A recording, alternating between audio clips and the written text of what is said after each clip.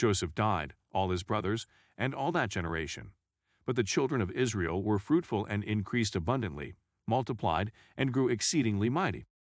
Now there arose a new king over Egypt, who did not know Joseph.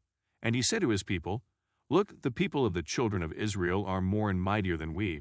Come, let us deal shrewdly with them, lest they multiply. And it happened, in the event of war, that they also join our enemies and fight against us, and so go up out of the land.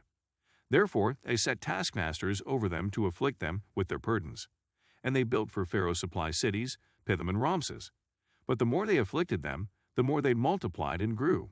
And they were in dread of the children of Israel. So the Egyptians made the children of Israel serve with rigor.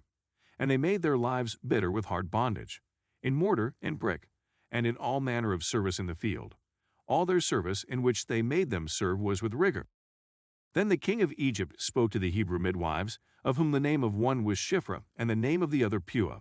And he said, When you do the duties of a midwife for the Hebrew women, and see them on the birth stools, if it is a son, then you shall kill him. But if it is a daughter, then she shall live. But the midwives feared God, and did not do as the king of Egypt commanded them, but saved the male children alive.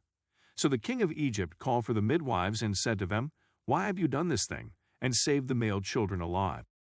And the midwives said to Pharaoh, Because the Hebrew women are not like the Egyptian women, for they are lively and give birth before the midwives come to them. Therefore God dealt well with the midwives, and the people multiplied and grew very mighty, because the midwives feared God, that he provided households for them. Pharaoh commanded all his people, saying, Every son who is born you shall cast into the river, and every daughter you shall save alive.